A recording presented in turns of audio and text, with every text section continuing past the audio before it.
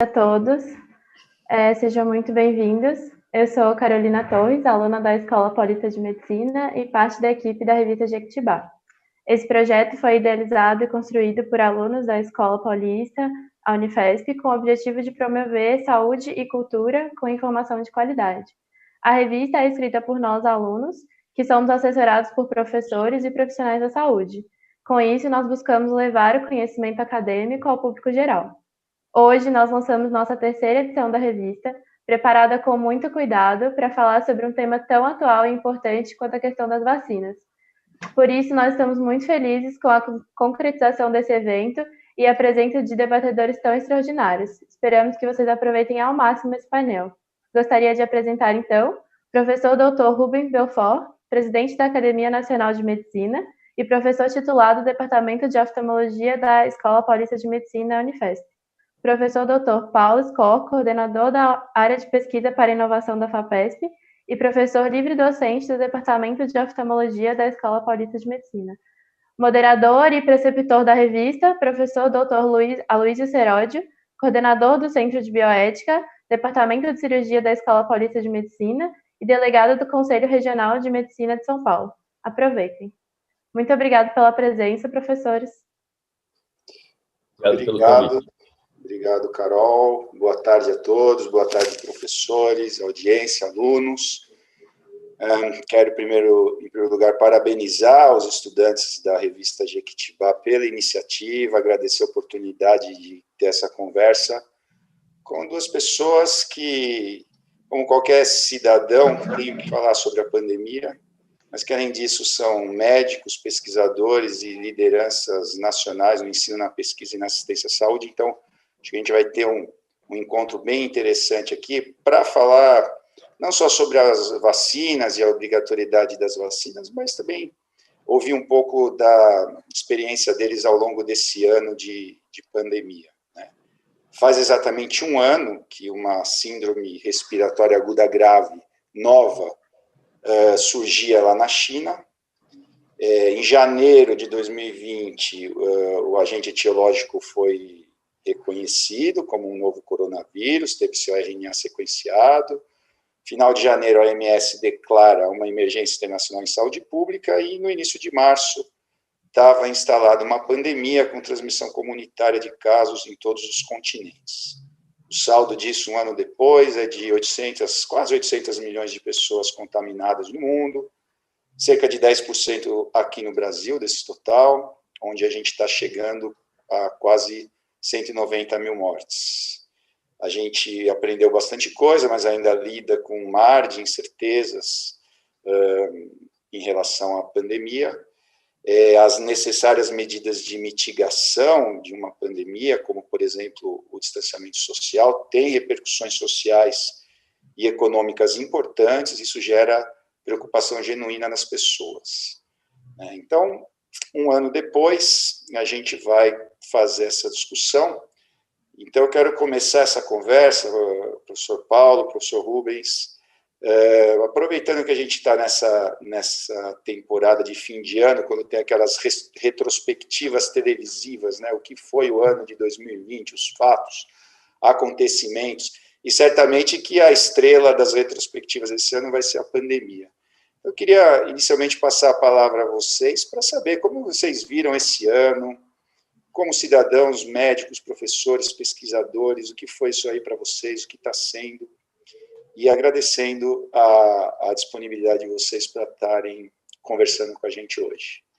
Vou começar pelo professor Rubens. Pode ser, professor? Boa tarde. Claro, tuas ordens. Bom, primeiro, parabéns.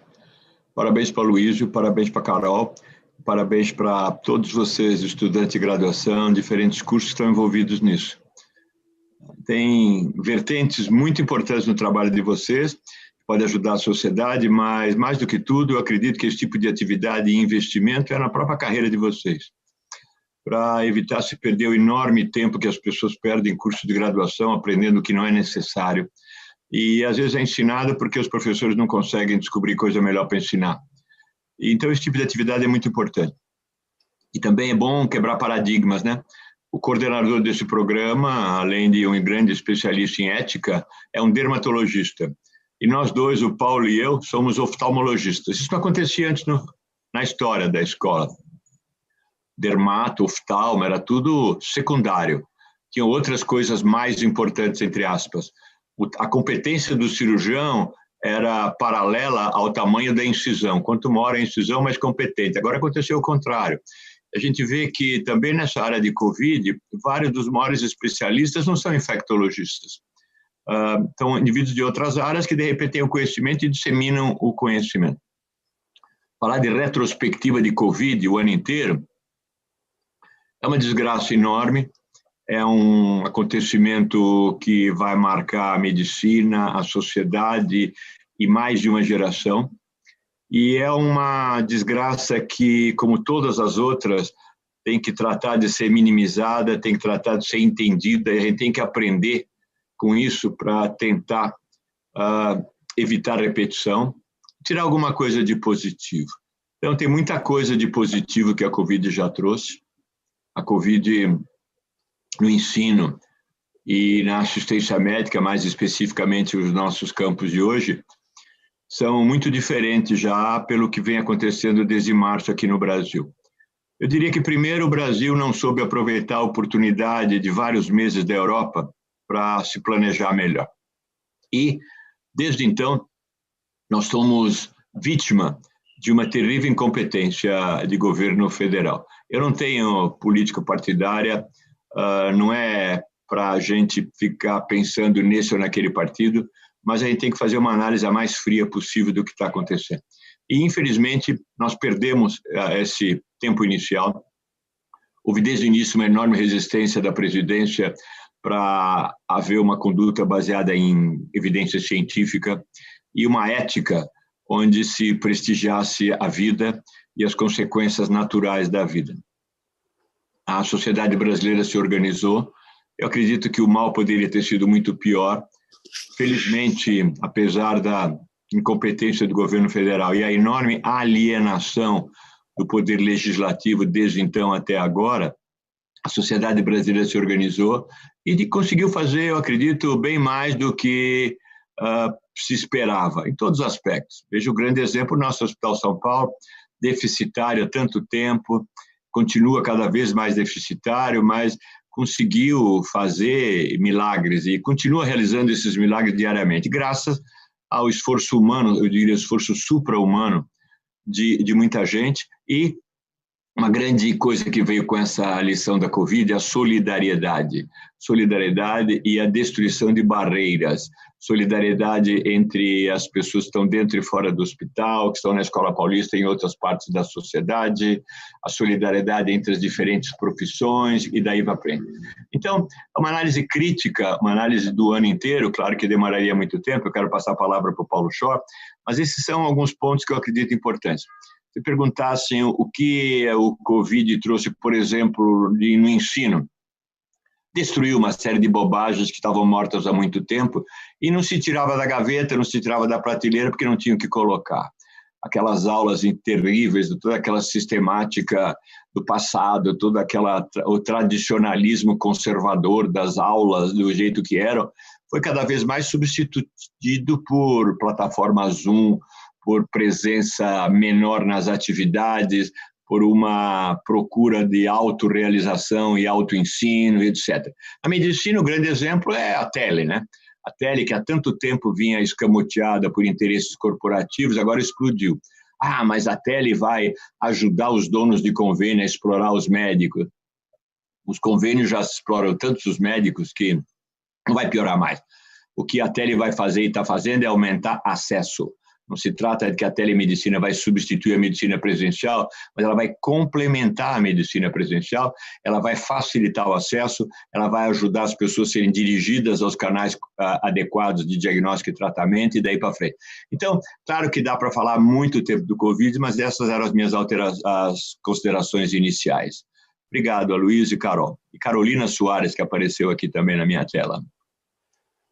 Paulo? Lula. O Rubinho não sabia que o teu apelido era Lula. Obrigado pelo convite, obrigado. É uma delícia conversar com o Rubinho. Nós costumávamos conversar mais quando tinha a presença possível e é muito bom ouvir gente que pensa, e eu acho que isso é uma das coisas que a tal da Covid trouxe, que é o retorno de alguma inteligência pensante aonde a gente pode se espelhar. Em contraposição a uma inépcia, e Rubinho foi muito delicado em falar do papel governamental nessa pandemia, que para mim foi o grande destaque. De verdade, o vírus ele é alguma coisa que a gente tem que lidar com ele, não tem muito jeito. O governo tem. Então, aquela história do ai governo, sou contra, e não é que nós somos políticos partidários, a gente sempre foi contra o governo. Não lembro do Rubinho ter sido a favor de nenhum governo e nem eu. Então, eu acho que a gente continua na mesmíssima posição, até quase sectária, né, de ser contra o governo, mas no sentido de ser um organismo público que não tem cumprido, no mundo quase todo, o papel público, o papel de defender o interesse público e não privado. E isso, de verdade, acabou confundindo-se com a história de direita e esquerda. Então, a direita defende o público, a direita defende o privado, a esquerda defende o público. Não tem nada a ver uma coisa com a outra. O governo, de verdade, é um organismo para defender o público. Ponto final. De direita ou de esquerda, não importa. Você pode taxar um pouco mais, um pouco menos, e um pouco mais para lá, um pouco mais para cá. Eu acho que esse entendimento do papel do governo em políticas públicas, e aí vou começar a puxar um pouco a sardinha para as inovações em políticas públicas, onde o Brasil é um grande inovador, tendo proposto o SUS, ela é tocada pelo governo.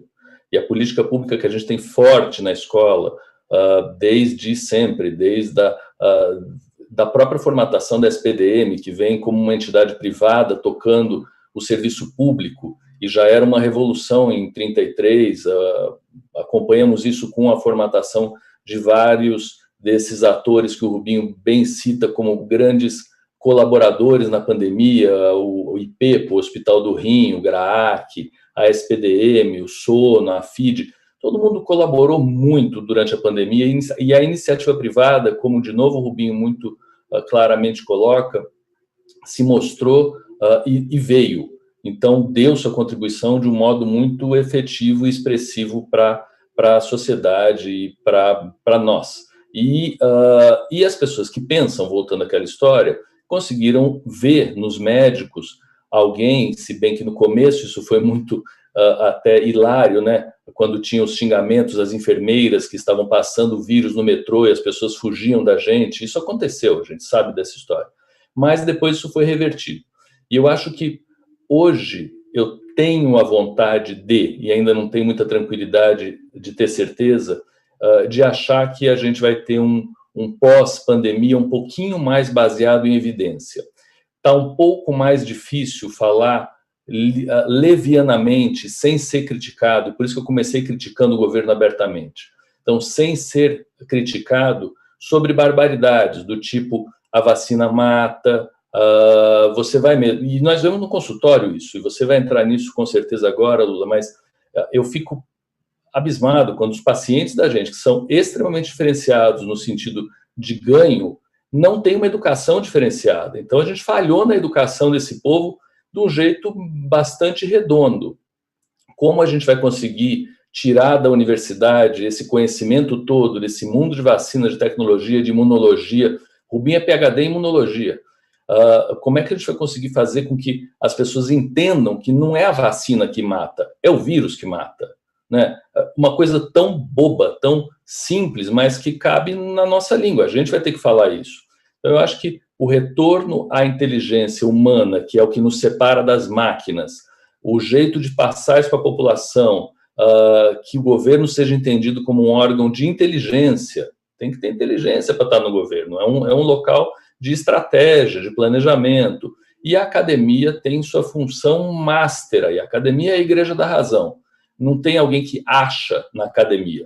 Quem acha tem um nível de evidência lá para baixo. A gente não ouve quem chega nos congressos, eu acho que você também vai falar disso, e começa a aula dizendo assim, na minha experiência, eu falo para os meus pós-graduandos, estudantes, residentes, quando entra um palestrante em congresso, toma o pódio e fala, na minha experiência, eles podem desligar o microfone e fazer qualquer outra coisa. Não está mais interessando. A não ser que ele tenha pessoalmente atendido 100 mil casos, acompanhado esses 100 mil casos por 30 anos, talvez tenha algum médico que fez isso. Mas, a princípio, com exceções, a minha experiência vale muito pouco e ela foi usada e abusada durante essa pandemia, e eu acho que a gente deve retornar o nível das coisas no lugar correto e basear isso em evidência. Legal, Paulo, obrigado. Eu vou agora trazer um pouco a nossa conversa para o âmbito da ética mesmo, né? Então, vendo a ética como uma espécie de sabedoria prática que ajuda a gente a tomar decisões para tentar ser feliz na vida e a conviver bem. Então, a gente vive esse ano terrível que vocês comentaram. Desde o início, sonhávamos com alguma saída, e uma delas era a vacina, desde sempre. Conseguimos chegar, em menos de um ano, a algumas vacinas em testes clínicos, algumas finalizando a fase 3 dos ensaios clínicos. Aliás, convido a audiência dessa live a olharem a revista, esse número de dezembro da revista Jequitibá, que explica isso daí direitinho, numa linguagem acessível. E agora que estão surgindo as primeiras vacinas e que estão tendo a sua verificação de segurança e eficácia atestada em ensaios clínicos, surpreendentemente, uma parcela crescente das pessoas, inclusive no Brasil, estão dizendo que não querem se vacinar. Né? A coisa andou para trás, certamente ajudada pela essa condução infeliz que a gente teve da pandemia no país. E um dos receios dessas pessoas, porque afinal de contas é uma parcela razoável da população, a gente tem que conversar com as pessoas, acho que não adianta taxá-las disso ou daquilo, mas tentar explicar a situação. Um dos receios é justamente essa rapidez. Como é que aconteceu uma vacina tão rapidamente? Será que não há outros interesses por trás? Isso daqui não pode gerar problemas para a gente no curto prazo? Como é que vocês podem comentar sobre esse impressionante triunfo da ciência que foi produzir vacina para um agente que a gente não conhecia até há um ano, num espaço tão curto? Paulo, você primeiro agora. Lula, a resposta mais óbvia é dinheiro, mas eu acho que a resposta mais correta é solidariedade. Eu acho que o que aconteceu no mundo foi muito reflexo, na verdade, o contrário, né? Aquilo do que aconteceu no mundo, as pessoas de verdade se uniram, e nas catástrofes nós temos a tendência a nos unir. Isso é uma tática de guerra muito bem estabelecida, né? Acha um inimigo em comum que você vai unir os seus quase inimigos em volta de você. Mas teve dinheiro a rodo despejado nessas vacinas dos governos e da iniciativa privada, a vender as vacinas. A gente tem 236 vacinas listadas, das quais até anotei, 38 em clinical trials, 7 nos regulatórios, tem 7 estratégias de vacina. A gente sabe fazer vacina já há muito tempo, né? Eu acho que a aceleração do processo ela é consequência de uma plataforma já bastante estabelecida, onde já vinha desde vacinas aí para, mais recentemente, Zika, e a gente tem uma lista delas, onde estava tudo mais ou menos pronto para entrar na linha de produção. Em relação a acreditar ou não, eu volto àquela primeira história. Eu acho que a gente precisa mesmo fazer a população um a um entender, e no consultório eu faço isso, você faz, Rubinho com certeza também faz, de explicar para os pacientes. Só que a gente não tem tempo de convencer um a um os 20 e poucos % da população que acham que vacina é pior do que o vírus. A gente tem que, de algum jeito, explicar para eles que isso passa por um processo que foi pensado por algumas pessoas e que é acompanhado por outras pessoas e é punido se não for feito de um jeito correto, não só com perda de dinheiro, mas com processos criminais, judiciários, prisão.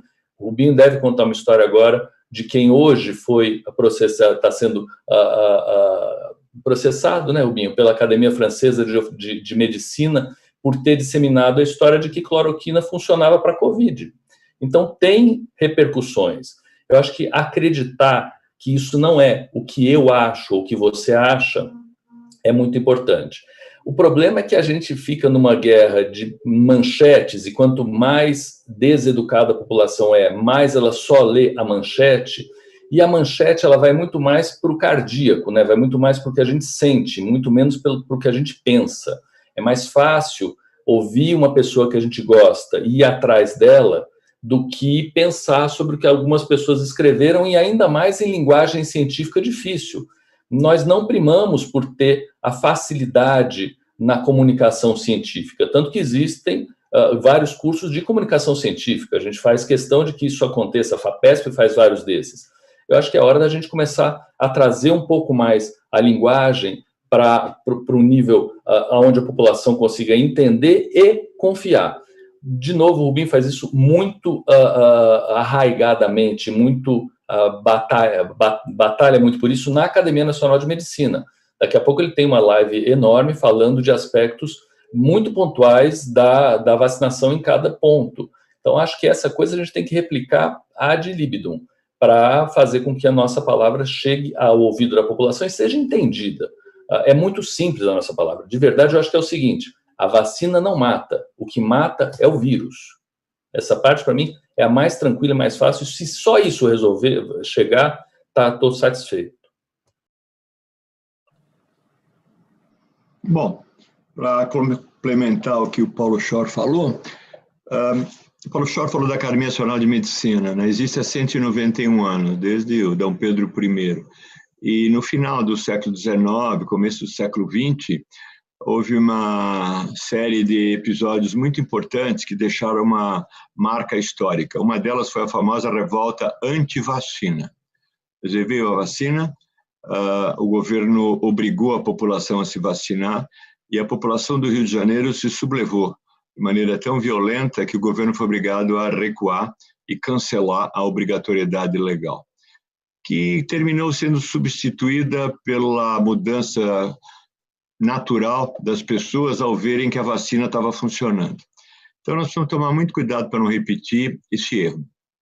Não se trata de obrigar as pessoas a se vacinarem, botar a polícia dentro das casas e aquele clima de manifestação nazista.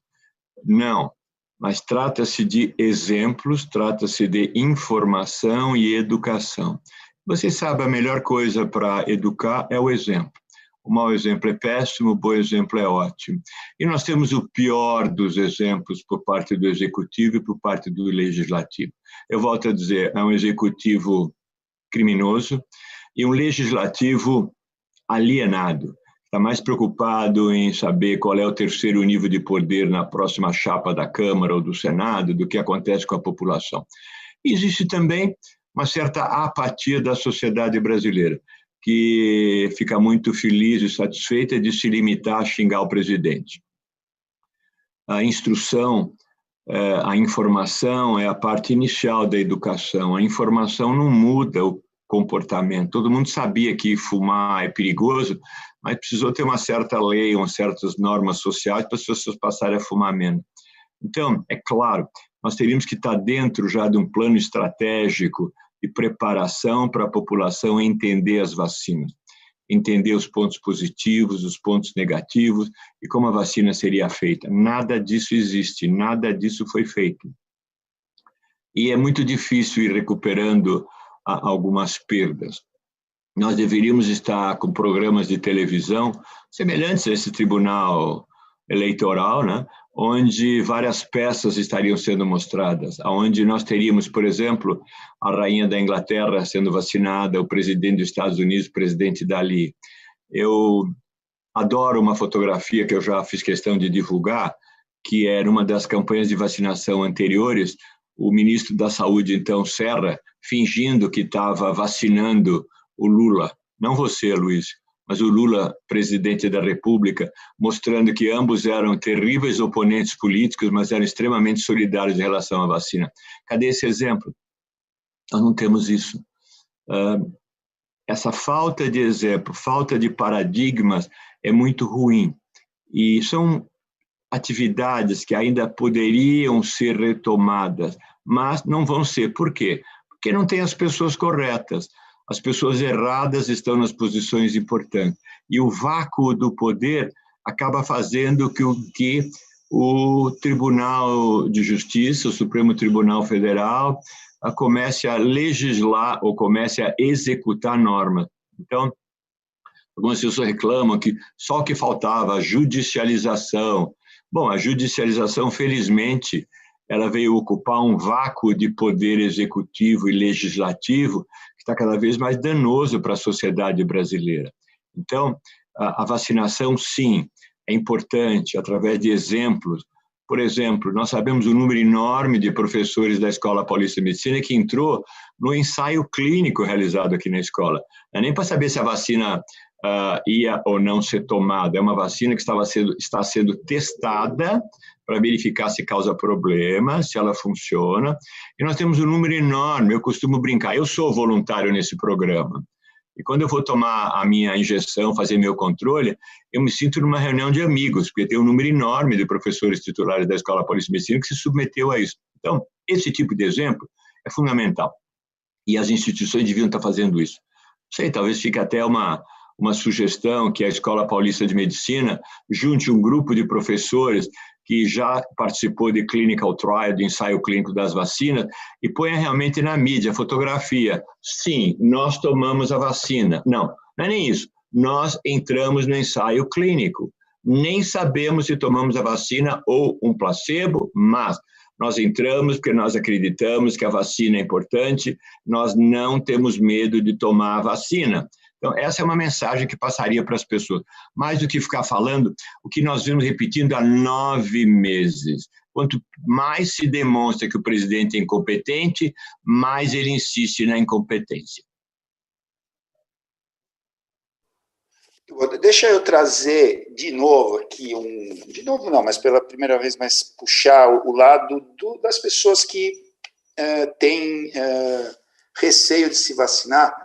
Muitas delas, eles acabam trazendo um argumento, e me parece um argumento razoável, de que a vacina está sendo aprovada de maneira emergencial, porque estamos no meio de uma pandemia, foi assim nos Estados Unidos e no Reino Unido, onde ela já está sendo dada, e essa aprovação emergencial, ela se dá baseada em uma análise interina ou parcial de dados, não é?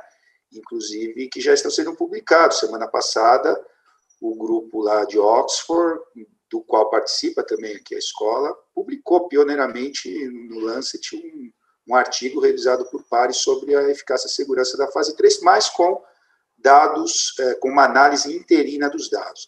Então, isso para alguns gera preocupação. Será que a gente agora, entrando numa vacinação em massa, isso não seria a continuação de um projeto de pesquisa, e eu, então, seria um participante de pesquisa e poderia, portanto, legitimamente me recusar a participar? O que vocês têm a dizer sobre isso? Eu acho que, sem dúvida nenhuma, as pessoas legitimamente podem se recusar a participar, apesar que, de repente, o direito individual vai estar impactando negativamente o direito coletivo. E isso você entende melhor que eu, não é adequado. Eu acho que essa questão de a vacina está sendo usada agora, depois dessa análise rápida, não é verdade. Nunca uma vacina, ao ser lançada, teve tanto estudo e tantos pacientes testados quanto essa. E fica uma ironia, né? Porque antigamente o pessoal da esquerda sempre dizia, tá vendo? Os países ricos querem botar as vacinas nos países pobres para ver o que acontece e só depois eles vão usar. Agora parece que inverteu, né? O país pobre, subdesenvolvido, inculto, estúpido é a Inglaterra, é a Alemanha, é a França e os Estados Unidos, né? Os países inteligentes, cultos e não sei o que nós nos achamos, está todo mundo fora da vacina. Eu acho que é a mesma coisa do que você querer esperar que o avião perfeito seja desenvolvido para entrar. Até hoje, ninguém teria entrado em avião nenhum. Claro que pode ter algum risco. O risco é muito menor que a doença. E se o risco for identificado, ele vai ser controlado em seguida. Então, precisa tomar muito cuidado com isso. Nós sabemos que a aspirina, de repente, não entraria no mercado hoje se fosse feita uma boa análise crítica dos seus pontos positivos e negativos. E aí vai daí para frente. É uma falácia enorme, pode-se falar muito sobre isso.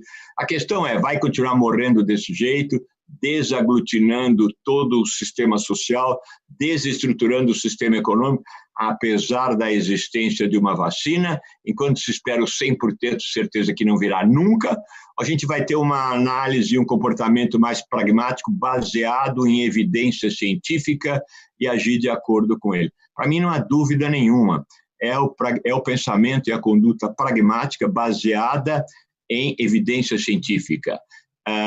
Não é uma questão suicida, mas nós não podemos, de repente, sermos covardes. E a covardia continua forte em vários aspectos da sociedade. Paulo.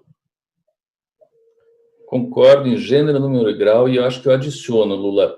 Eu temo, e apesar de eu ser poliano em vários aspectos, que esse discurso é um discurso relativamente montado.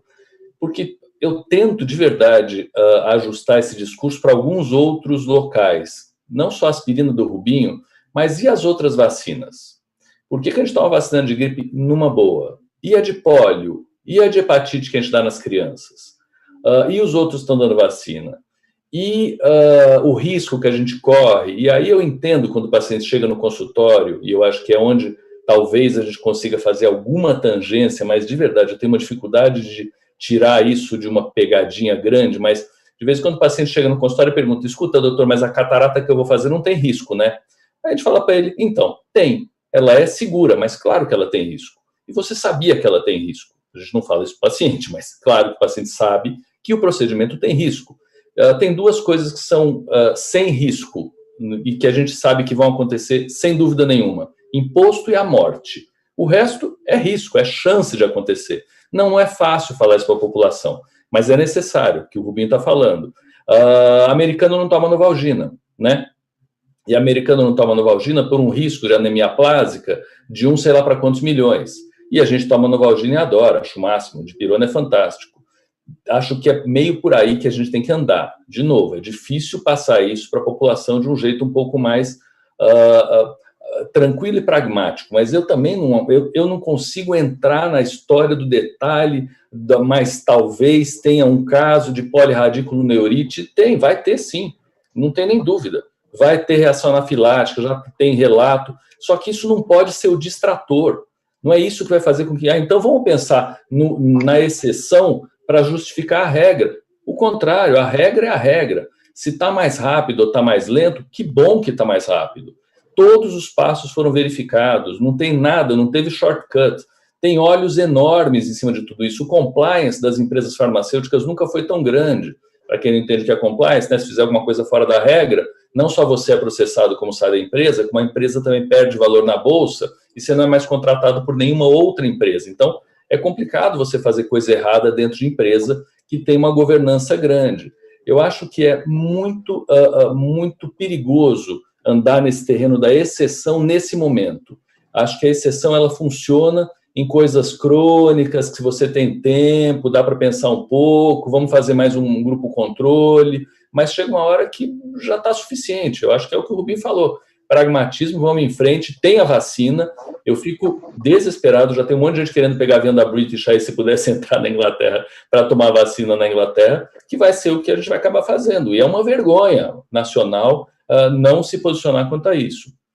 O superintendente do Sírio, para falar de um que não somos nós, Rubinho, colocou dentro de uma rede social ele desenhando como que funcionavam as vacinas e de cara falando, olha, a primeira vacina que chegar, eu tomo e a minha família inteira toma. E eu, inclusive, fui voluntário no estudo. É exatamente o que o Rubinho está falando. É o exemplo. Eu acho que nós, médicos, nos colocarmos como, e ainda temos, eu acho, alguma credibilidade, médicos e cientistas, como defensores da verdade até o ponto que ela pode ser provada.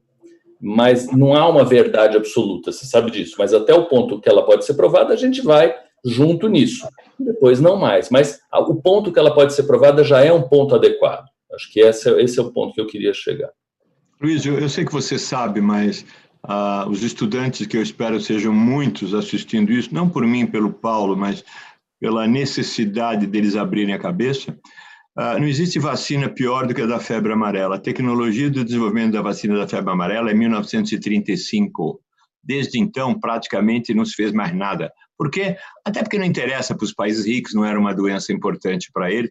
Houve esse surgimento mais recente, eles foram levemente ameaçados, começaram a se interessar, desinteressaram, e a vacina da febre amarela continua exatamente como em 1935, 1940. E todo mundo fala da vacina da febre amarela, todo mundo tem que tomar, se não toma não viaja, e daí para frente. Então, existe muita histeria em relação a essa vacinação nova. Eu entendo. Mas por isso é que a gente precisa ter programas de ensino adequados. E técnicas de ensino precisam ser usadas corretamente para fazer a população entender isso. Não é a população mais pobre. Do início da epidemia, lá na academia, a gente se preocupava muito com isso. Tem um forte componente lá de pessoas interessadas em aspectos sociais. E o carioca gosta de usar a palavra favela. Aqui em São Paulo, favela é ruim, a gente fala comunidade, o carioca não. Ele se orgulha de ser da favela. Então, existia muita preocupação sobre o que ia acontecer nas favelas. As favelas se organizaram muito melhor que as classes médias altas. A gente fica falando que o povo não sei o quê, o povo não sei o quê. O povo somos nós. E, infelizmente, as elites continuam a dar péssimos exemplos para os outros. Não é, então, apenas o governo federal que nem merece mais ser lembrado, não é apenas o poder legislativo, que sim, precisa continuar a ser apontado como omisso e alienado, mas as elites também têm um grande papel a cumprir. Todo o pessoal que está nas suas praias agora organizando festas escondidas, etc., tudo isso tem um componente negativo que também precisa ser adequado. Não é para prender o pessoal, não, mas é para mostrar a eles a questão. Tem um filminho correndo por aí que é do Ministério da Saúde, que mostra uma pessoa entrevistando que é a favor ou contra a vacina, de repente ela se mostra numa cadeira de rodas porque ela teve poliomielite e não usou a vacina. Isso é uma coisa super impactante. Então, órgãos de comunicação deviam se organizar. E, de novo, aí é um desafio também para a própria indústria da comunicação. Tudo bem, todo mundo ganha dinheiro falando mal do governo, etc., mas por que não tentar desenvolver também alguns consórcios com programas mais efetivos agora em favor da vacinação? Hoje, às 5 horas da tarde, nós vamos ter uma mega reunião, Academia Nacional de Medicina, Brasileira de Ciências, a Associação Médica Brasileira, as Ciências Farmacêuticas e várias outras, justamente o que a gente pode fazer de diferente. O Direta Já acabou de destruir a ditadura. O impeachment já trouxe um novo ciclo na vida política do Brasil. Agora é a hora do vacina já, vacinação já. E vacinação já não é soldado na rua, mas é a nossa capacidade de ensinar e mostrar para os outros é que vai ter que operar. Vocês dois falaram numa palavra que eu quero trazer de volta, que é o negócio do pragmatismo. Como é que a gente chega no melhor resultado aqui, né? E aí eu fico pensando que talvez a narrativa, o discurso em relação à obrigatoriedade talvez não seja a melhor estratégia. Afinal de contas, não vai ter vacina para todo mundo no primeiro momento. Não adianta você mesmo que seja obrigado, como é que você vai tornar uma coisa obrigada se não tem para todos? Eu não tomo se não tem para mim, se eu não quiser. Então, talvez o investimento deveria ser muito mais no esclarecimento, no convencimento, do que na obrigatoriedade. E aí tem a função dos meios de comunicação, como vocês lembraram, das diferentes instâncias de governo, e tem a função nossa, da academia, da medicina, da ciência, que é conseguir conversar com as pessoas e explicar a importância dessas coisas, né? O importante não é o que a gente fala, é o que o outro escuta. Então, saber falar é saber que o indivíduo escute aquilo que foi falado. O processo não é tão simples assim. À medida que velhos e profissionais de saúde, outros grupos prioritários comecem a se vacinar, vai haver com toda certeza um movimento também dentro da sociedade. Por que ele, não eu? Por que meu marido, que é médico, tem 74 anos, vai ser vacinado, e eu, que sou mulher dele, tenho 55, não vou ser vacinado? Ele começa daí. Então, vai haver também esse ciclo. Claro que precisa ter vacina, claro que a gente precisa ter um esquema funcionando, mas a parte social vai funcionar também pelo próprio sucesso da mesma. A outra coisa, foi falado muito bem, daqui a pouco até gravidez, vamos dizer que foi a vacina que causou. O indivíduo morreu num desastre na esquina, foi a vacina. Isso também precisa ser explicado e comentado. Isso tudo faz parte do pragmatismo, a gente ir analisando o dia a dia. Só adicionando uma pitadinha dessa história daí, em relação à obrigatoriedade, eu acho que depende muito do lugar onde a gente está falando, Lula. Quando a gente vê os votos do Supremo em relação a consequências de não tomar vacina, eles estão falando de um local onde não é o Carmen Lúcia, o Lewandowski, esse povo falando. É um local de defensoria pública. O nosso local, eu acho que é um local de convencimento pessoal e de manifestação de conhecimento científico. Então, nesse sentido, não cabe nem manifestar apoio à obrigatoriedade ou não obrigatoriedade. Eu acho que ninguém perguntou para a gente se a gente acha que... Quer dizer, pode até achar, mas tanto faz o que eu acho ou o que eu não acho. Importa, de verdade, onde a gente tem ação, aonde nós somos efetivos. E aí vai, na minha cabeça, a história do pragmatismo. Nós somos efetivos em mostrar que nós tomamos, em mostrar quais são os benefícios, quais são os riscos, dizer que nada é isento de risco, traduzir, ver se as pessoas entenderam. Isso a gente, de um jeito ou de outro, foi treinado como professor a fazer, né? Perguntar para os alunos se eles entenderam, não só na prova, mas antes da prova, pedir para eles repetirem, corrigir um pouco o rumo, entender a angústia, acolher.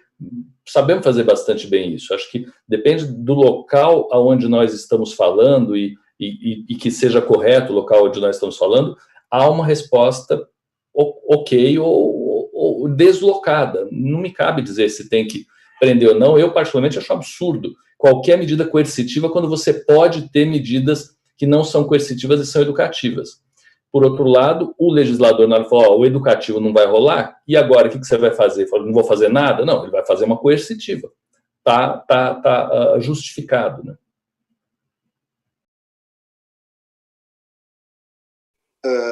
A gente tem também chegando perguntas da audiência, então acho que agora é o momento, a Carol e os outros estudantes estão separando aí essa pergunta, da gente trazer essas perguntas aqui e ver como nós, vocês dois principalmente, conseguem esclarecer dúvidas que tenham chegado aí da audiência. Como é que está aí, pessoal? Carol, os estudantes que estão aí na retaguarda, já tem algumas perguntas chegando? Querem colocar? Porque a gente já está com 45 minutos praticamente da atividade. Sim, nós temos algumas perguntas. A primeira pergunta que a gente tem da audiência é: a vacina pode causar danos à saúde das pessoas daqui a alguns anos? E como ajudar as pessoas mais simples a compreender a necessidade da vacina? Paulo, quer que a FAPESP fale antes? A vacina... O problema é o pode, né, Carol? O pode, ele é danado.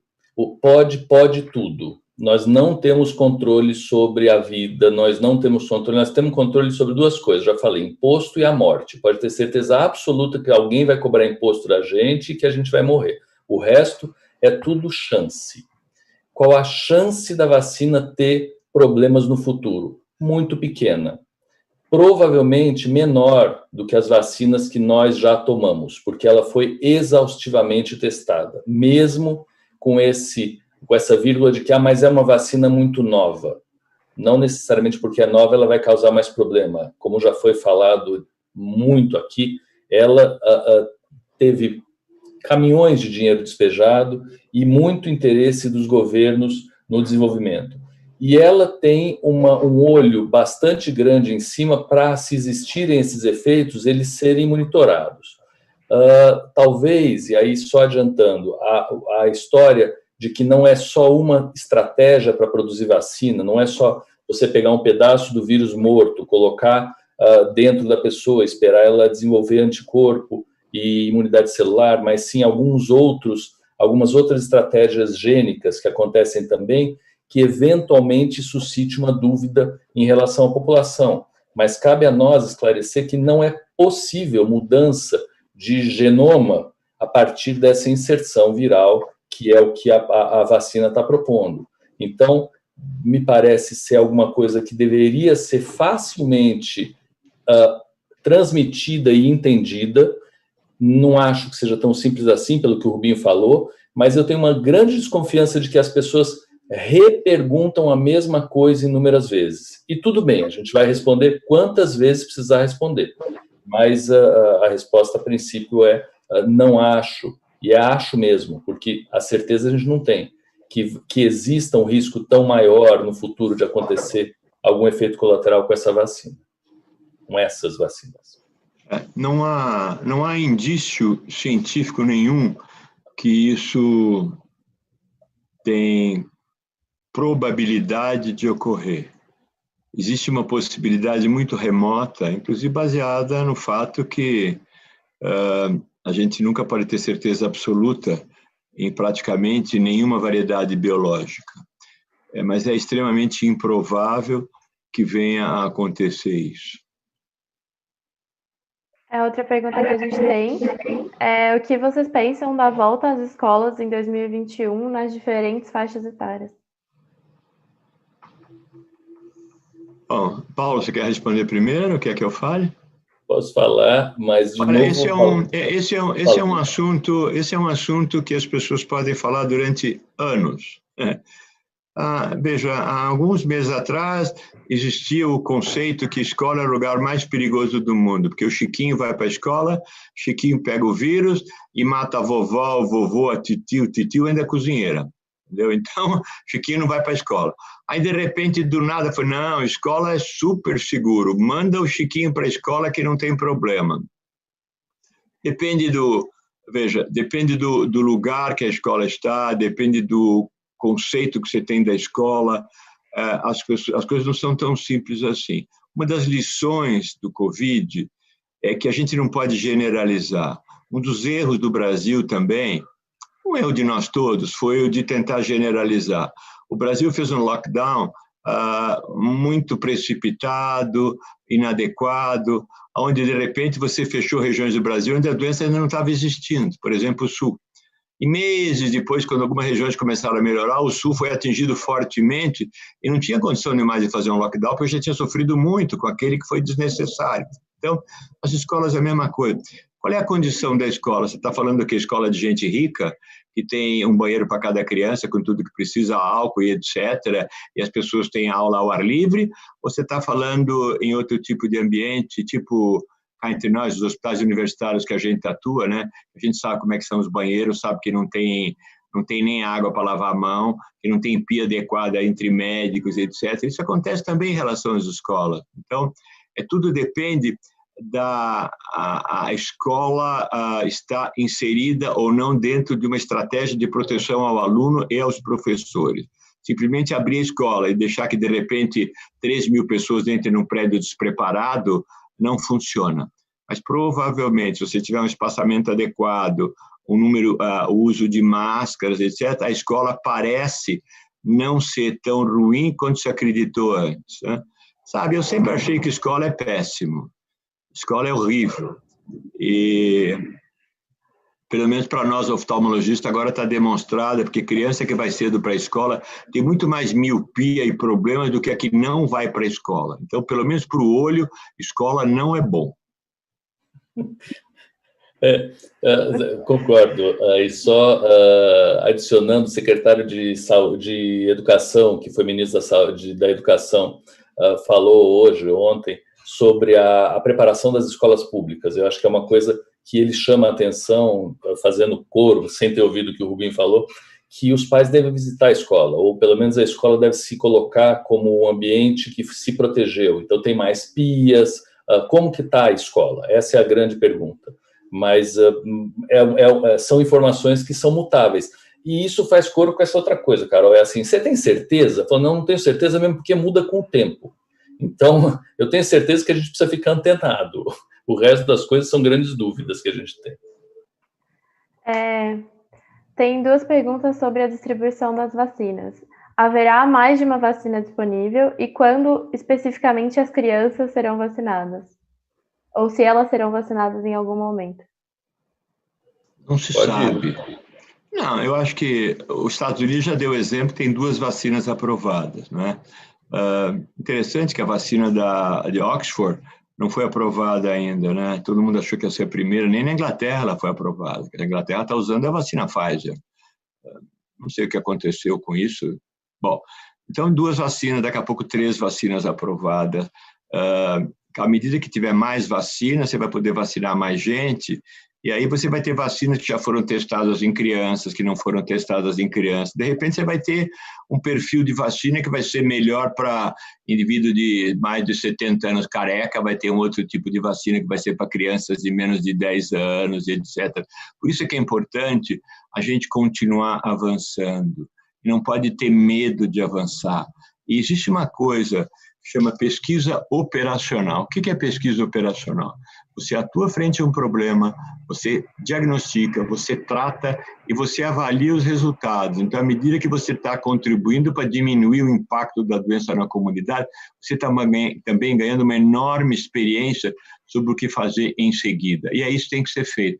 Eu adoraria, por exemplo, ver num país uma região que fosse usada uma vacina, uma outra região que fosse usada uma outra vacina, tudo certinho, da melhor maneira, e de repente, daqui a 6 meses ou 1 ano, a gente vai poder comparar a resposta, comparar o que aconteceu.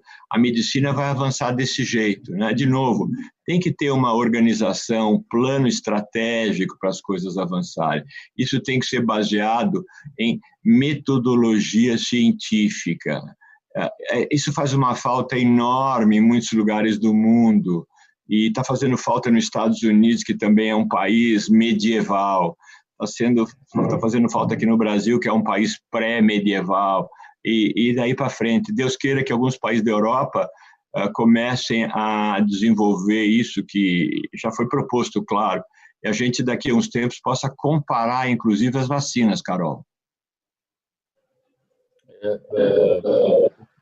Concordo completamente. Queria só trazer um exemplo que saiu agora do estudo de Framingham. Framingham é uma cidade que foi fechada, entre aspas, nos Estados Unidos na década de 80, onde eles mapearam a população inteira. E eles seguem essa população. Então, o estudo tem décadas. E agora resolveram, viu, Rubinho, que a gente tem que dobrar o tempo de exercício físico. Como se faltasse problema e coisa para a gente colocar no nosso tempo, mas só falando que conforme você faz essas pesquisas de longo prazo com população específica, e nós sabemos fazer, essas coisas vão mudando. Mas estava ouvindo os especialistas das vacinas, primeiro dizendo que não vai ter vacina para todo mundo de cara, depois lembrando que em vacinando os profissionais de saúde e as pessoas com mais idade, você começa a ter já uma proteção de quem está em contato com essas pessoas, então, inclusive, eventualmente, das crianças que voltam para casa e não passam a doença para os avós. Então, acho que são mudanças que começam a acontecer, porque não só falta a estratégia para a distribuição, mas é muita gente no mundo para ser vacinada. Então, também tem essa história. Demora um tempo para você conseguir vacinar todo mundo, tem que ter insumo, tem que ter agulha, tem que ter seringa, tem que ter gente, tem que ter hospital para efeito colateral, por mais simples que seja. Vai demorar. E a história de que não vai ter vacina para todo mundo nesse momento é correta, mas vai ter vacina para esses grupos prioritários, que não à toa foram identificados. Então, quando você coloca profissional de saúde acima de 65 anos, são esses 20 milhões de vacinas que estão chegando por aí e que vão estar disponíveis. Minha pergunta, Rubinho, para você, só quebrando o protocolo, você acha que vai ter vacina na rede privada? Eu acho que vai haver vacina na rede privada, mas é bem provável que a prioridade seja para o Sistema Único de Saúde, ou que pelo menos venha para a rede privada atendendo o mesmo princípio obedecido na rede pública, né? Isso seria o mínimo de bom senso, o mínimo de ética, o mínimo de, na verdade, conduta adequada. Só que faltava ao indivíduo agora pobre ficar fora da vacinação, porque o rico passou na frente e pagou $2.000 a injeção. Antigamente o rico podia pegar o avião e se vacinar no exterior. Agora ele não vai poder pegar o avião se não for vacinado. Uma última pergunta que a gente tem é sobre a muito falada terapia profilática. Existe alguma evidência científica de terapia eficaz contra a Covid profilática, como, por exemplo, o uso da ivermectina, da azitromicina?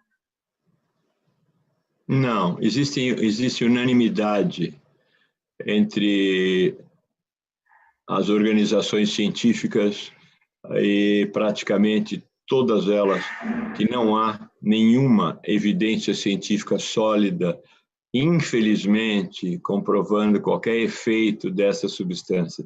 Seria maravilhoso que existisse, é óbvio que se existisse, todos nós estaríamos muito felizes, mas ainda não há.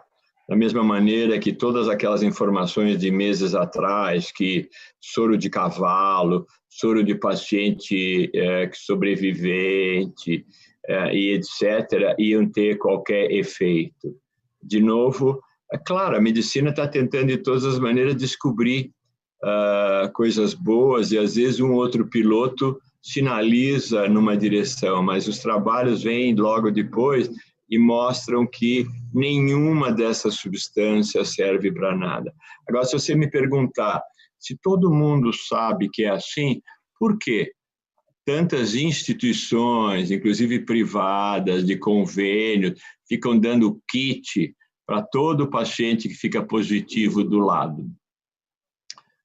Por que nós temos um governo federal que continua falando isso? Por que nós temos um presidente que continua falando isso?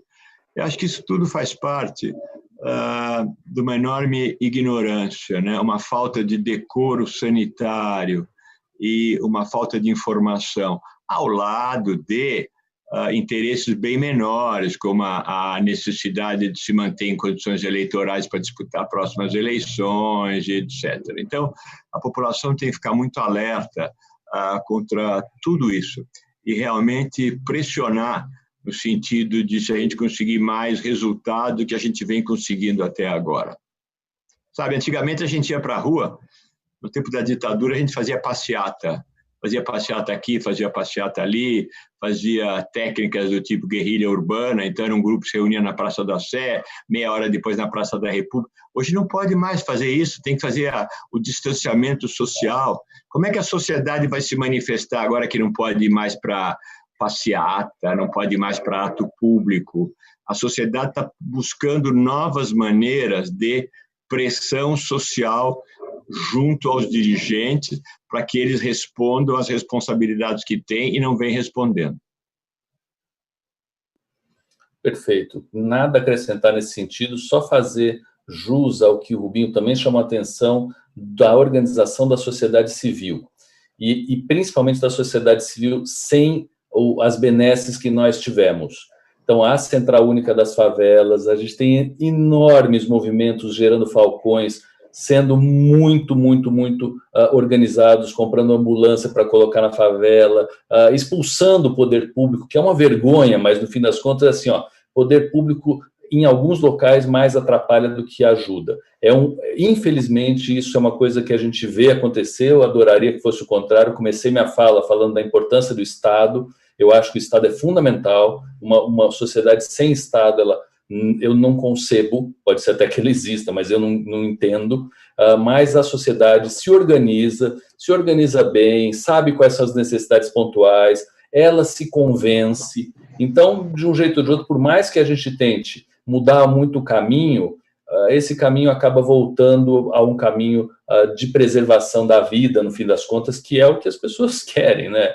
As pessoas querem viver, as pessoas ainda acham que viver vale a pena. E eu também.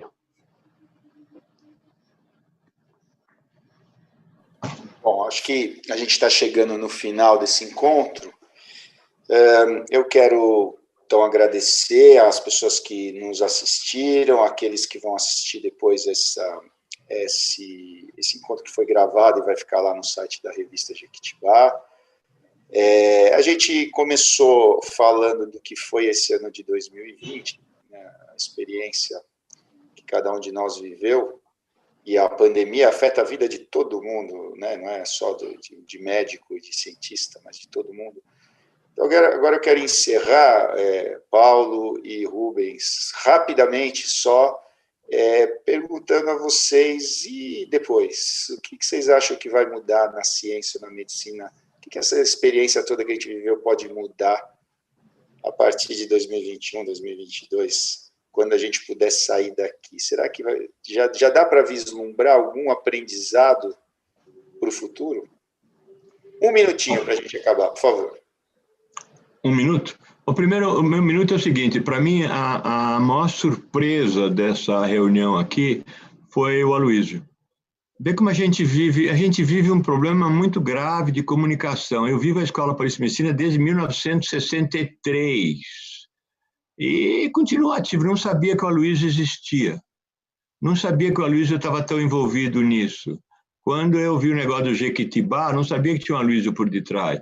E é muito importante esse tipo de conhecimento para os estudantes de medicina. Muito mais do que ensinar essa babaquice de coisas que a gente sabe que daqui a 3, 4 anos vão deixar de existir. Carol, você está no 2º ano, não é? Vai demorar mais 8 ou 9 anos para você entrar e fazer medicina de verdade. Em 9 anos, 90% das bobagens que estão estudando para você agora deixaram de existir. Então, esses conceitos mais duradouros é que são fundamentais para fazer diferença. Eu acho, Aloysio, depois de dar os parabéns para você, é que eu vi o que aconteceu com a medicina antes, durante e depois da AIDS. Eu acho que o que acontecerá com a medicina antes, durante e depois do Covid é mais forte ainda. A medicina vai explodir o conhecimento em áreas que a gente não faz nem ideia agora quais serão. O ensino também explodiu. Deus queira, a gente nunca volte ao tempo de antes, nem na prática da medicina, nem no ensino. Agora, na minha cabeça, nós estamos vivendo uma situação semelhante à Segunda Guerra Mundial. Nós estamos vendo populações sendo dizimadas, estamos vendo governos assim, fazendo tudo de errado, temos um sofrimento enorme das pessoas, perdendo grandes valores, mas outros estão surgindo. E esse renascer vai ser, eu acredito, mais rápido do que algumas pessoas pensam. A volta melhor vai ser logo que a gente consiga restabelecer a dinâmica básica da sociedade com o emprego da vacinação em massa. Muito obrigado, parabéns, Aloysio, Carol, Carolina. Vou adicionar a palavra conexão ao que o Rubinho falou. E aí, olhando para trás, Aloysio, essa tua conexão aí da tua mandala, que é linda, desses pontos todos unidos, dessas linhas que estão atrás da tua cabeça, é aí mesmo. Muito legal. Eu acho que a conexão que nós conseguimos agora efetivar com o uso da internet e das redes, e o Rubens tem um exemplo disso na Academia Nacional de Medicina. Eu frequentei a academia durante algum tempo, que era um ambiente muito seleto e muito fechado. Ele explodiu, no bom sentido, a Academia Nacional de Medicina, mostrando a academia para o mundo, os valores maravilhosos que tem lá dentro e toda a sabedoria que tem por conta da rede. Então, a rede, a conexão, a Unifesp se entendendo como campos conectados do saber com a sociedade. Com a sociedade. Não adianta ser um campo conectado do saber consigo mesmo, e nem com a USP e mais a Unicamp. Então, a história, o Vinho chamou em relação à FAPESP, do Luiz Eugênio, que é da Escola Paulista de Medicina, ter ido para a diretoria científica da FAPESP, de cara ter chamado várias empresas para fazerem-se representadas na FAPESP e várias universidades privadas para fazerem-se representadas na FAPESP, tem eco com isso. Vamos falar para a sociedade e vamos ouvir da sociedade o que ela tem para pedir e vamos devolver para a sociedade, vamos fazer essa conexão efetiva. Então, isso, para mim, claro que isso já acontecia, mas é uma aceleração, e isso eu acho muito complicado voltar para trás. Mas, nos outros aspectos, acho que a gente tem que fazer nossa função de fazer um freio do caminhão na descida, porque vai ter muita gente que vai querer voltar a ir na escola só no dia que eu posso ir, que eu já estou acostumado a ir, e não vai estar disponível como vários de nós sempre estivemos. Então, acho que agora a gente está conectado e vamos nos manter conectados. Acho que é esse o grande ensinamento e desejo que eu tenho pós-pandemia. Muito obrigado, aliás, pelo convite. Obrigado, Carol, parabéns. Rubinho, estou com saudades, é isso. Obrigado, Paulo, Rubens. Eu só fazer uma ressalva, né? Vocês mencionaram o meu nome como quem está por trás. Na verdade, isso aqui é uma iniciativa total dos estudantes. Eles pensaram, eles fizeram. O que a gente faz é dar um apoio de um pouco mais de experiência, mas é totalmente iniciativa deles e estudantes do primeiro e segundo ano. Não estou falando dos caras que estão se formando, não. O pessoal, os jovens, os nossos caçulas, é toda deles a ideia e a movimentação para a coisa funcionar. Rubens? Uma das coisas fantásticas que a Escola Paulista de Medicina tem, iniciado pelo Medina, é o programa de tutoria. E eu me orgulho de fazer parte. Acabei de receber a seguinte mensagem de um dos alunos. Excelente discussão no evento da revista Jequitibá. Muito bom ver que tínhamos no público até pessoas de fora da instituição, buscando informações. Você vê, o aluno já mandou uma mensagem aqui. Eu acho que os alunos todos deviam procurar sistema de tutoria no segundo ano, mais ou menos. Lembrando que provavelmente uma coisa menos importante que eles têm para aprender é o que é ensinado para eles dentro da Escola Paulista de Medicina. O ensino está fora, o ensino está cada vez mais fora. Obrigado. Eu só não posso assinar embaixo as suas palavras, porque eu sou vice-coordenador do curso de medicina e eu tenho que fazer os caras virem assistir às nossas aulas, e elas têm que ser boas para ensinar alguma coisa. Olha, eu sou da turma do Antônio Carlos Lopes, que era o melhor aluno da turma. Eu era um dos piores, e eu virei titular antes dele. É claro que não tem nada assim, mas eu sempre encho a paciência dele com isso. Assim que der, o que a gente tem que fazer é marcar uma aglomeração oficial para poder ficar contando essas histórias que são saborosas. E isso forma a gente também, forma os professores e os estudantes. Luísio, bem-vindo ao Clube dos Velhos, então. Que já estou aí faz um tempo, professor. Obrigado, Paulo, Rubens. Carol, quer dar uma palavra final ou já damos por encerrado por aqui? Podemos encerrar, professor. Então, tá bom. Então, um abraço a todos, boa tarde. Carol, faça oftalmologia, Carol, faça oftalmologia. Lembrando, então, hoje é às 18 horas, né, professor Rubens, vai ter uma live lá da Academia Nacional de Medicina para falar sobre evidência científica. Os meninos estão divulgando isso daí. É como tentar melhorar os próximos meses. É plataforma Zoom ANMBR. Só isso. ANMBR. Academia Nacional de Medicina Brasil. ANMBR. Maravilha. Estão todos convidados pelo presidente da associação. Tá bom? Abraço. Obrigado a todos e até a próxima oportunidade. Tchau, tchau. Valeu.